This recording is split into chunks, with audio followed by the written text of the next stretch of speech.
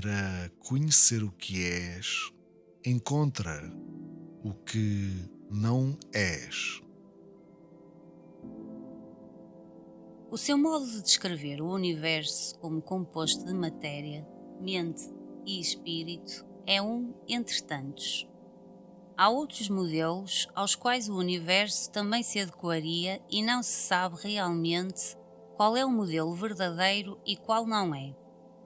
Acaba-se por suspeitar que todos os modelos são apenas verbais e que nenhum deles pode conter a realidade. Segundo a sua opinião, a realidade consiste em três extensões: a extensão da matéria-energia, Mahadakash, a extensão da consciência, Shidakash, e a do puro espírito, Paramakash. A primeira é algo que tem movimento e inércia.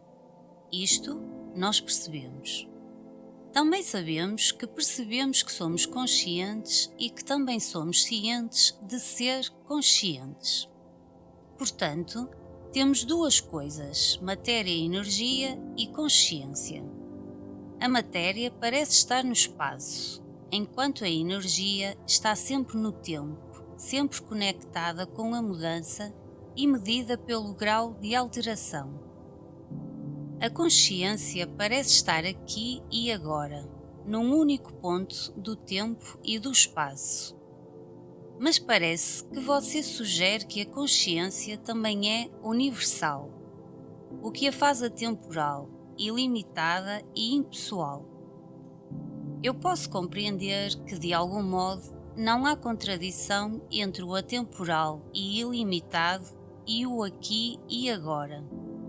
Mas não posso compreender a consciência impessoal. Para mim, a consciência sempre está localizada, centrada, individualizada numa pessoa.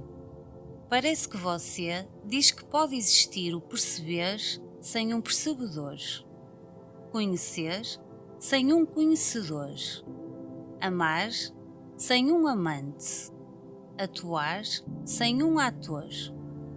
Sinto que a trindade do conhecer, conhecedor e conhecido pode ser vista em cada movimento da vida. A consciência implica um ser consciente, um objeto da consciência e o fato de ser consciente. Isto que é consciente eu chamo uma pessoa. Uma pessoa vive no mundo, é parte dele, afeta-o e é afetada por ele. Por que não investigas quão reais são o mundo e a pessoa? Ah, não necessito investigar. Basta que a pessoa não seja menos real que o mundo em que ela existe. Então, qual é a pergunta? As pessoas são reais e os universais conceituais, ou os universais reais e as pessoas imaginárias? Ambos não são reais. Eu não tenho dúvida que sou bastante real para merecer a sua resposta. E eu sou uma pessoa. Não quando estás adormecida.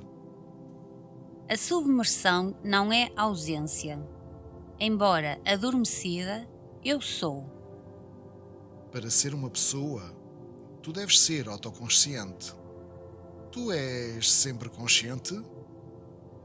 Não quando eu durmo, certamente, nem quando estou desfalecida ou drogada. Durante as horas de vigília, tu estás continuamente autoconsciente?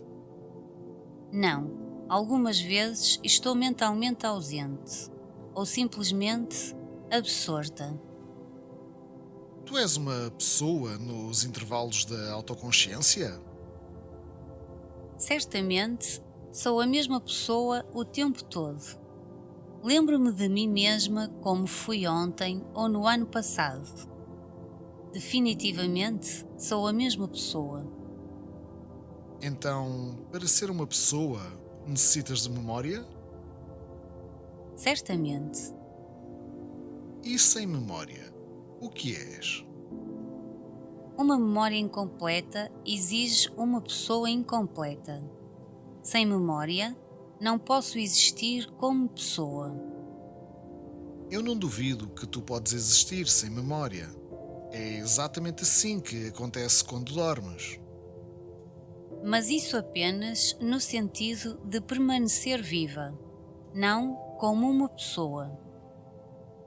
Já que admites que, como pessoa, apenas tens existência intermitente, poderias dizer-me o que és nos intervalos? Quando não te experiencias a ti mesma como pessoa? Eu sou, mas não como uma pessoa. Desde que não sou consciente de mim mesma nos intervalos, só posso dizer que existo, mas não como uma pessoa. Deveremos então chamá-la de existência impessoal? Em vez disso, eu chamaria existência inconsciente. Eu sou, mas não sei que eu sou. Tu acabaste de dizer agora: eu sou, mas não sei que eu sou. Poderias dizer isto sobre o teu ser num estado inconsciente? Não, não poderia. Só poderia descrevê-lo no tempo pretérito. Não soube, estava inconsciente, no sentido de não relembrares. Estando inconsciente, como poderia eu lembrar-me e o quê? Tu estavas realmente inconsciente ou simplesmente não te lembras? Como posso distinguir? Considero. Lembras-te de cada instante de ontem? Certamente que não. Estavas então inconsciente? Claro que não. Então tu estás consciente e mesmo assim não te lembras? Sim, Talvez tu estivesses consciente no sono e simplesmente não te lembras. não. Não estava consciente. Estava adormecida. Não me comportei como uma pessoa consciente. Novamente pergunto: como sabes isso? Disse-me quem me viu a dormir. Tudo o que podem certificar é que te viram deitada tranquilamente, com os olhos fechados e a respirar regularmente. Não poderiam saber se tu estavas consciente ou não. A tua única prova é a tua memória, uma prova muito incerta. Sim, admito que nos meus próprios termos sou apenas uma pessoa durante as minhas horas de vigília. O que sou nos intervalos, eu não sei. Ao menos sabes que não sabes, já que finges não ser consciente nos intervalos entre as horas de vigília. Esquece-te dos intervalos. Consideremos apenas as horas de vigília. Sou a mesma pessoa nos meus sonhos. De acordo. Consideremos juntos a vigília e o sonhar. A diferença está meramente na continuidade. Se os teus sonhos fossem de uma continuidade consistente, trazendo de volta, noite após noite, o mesmo ambiente e as mesmas pessoas, tu não poderias saber qual é a vigília e qual é o sonho. A partir de agora, quando falamos do estado de vigília, deveremos incluir também o estado de sonho. De acordo. Sou uma pessoa numa relação consciente com o mundo. Serão o mundo e a relação consciente com ele essenciais para se ser uma pessoa? Mesmo encerrada numa caverna, continuo a ser uma pessoa. Isso implica num corpo e numa caverna, e um mundo no qual eles possam existir. Sim, consigo alcançar. O mundo e a consciência do mundo são essenciais à minha existência como pessoa. Isso faz da pessoa uma parte do mundo, ou vice-versa. Os dois são um. Assim sendo, a consciência está sozinha. A pessoa e o mundo aparecem na consciência. Disseste bem, aparecem. Poderias acrescentar desaparecem? Não, não posso. Só posso ser consciente da minha aparência e do meu mundo. Como pessoa, não posso dizer o mundo não existe. Sem o mundo, eu não existiria para falar sobre ele. Dada a existência do mundo, eu estou ali para dizer há um mundo. Pode ser o contrário. Por causa de ti, há um mundo. Para mim, tal afirmação não tem sentido. Esta falta de sentido pode desaparecer com a investigação. Começamos por onde? Tudo o que sei é que tudo o que depende não é real. O real é verdadeiramente independente.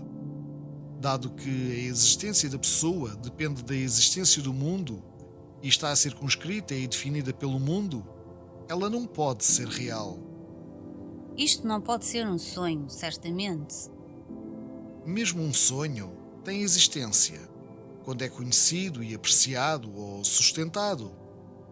O que quer que penses e sintas tem existência, mas pode não ser o que tu acreditas. A pessoa que tu pensas ser pode ser algo muito diferente. Eu sou o que sei que sou. Tu não podes dizer que és o que pensas ser.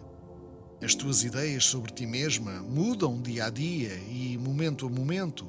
A tua autoimagem é a coisa mais mutável que tens.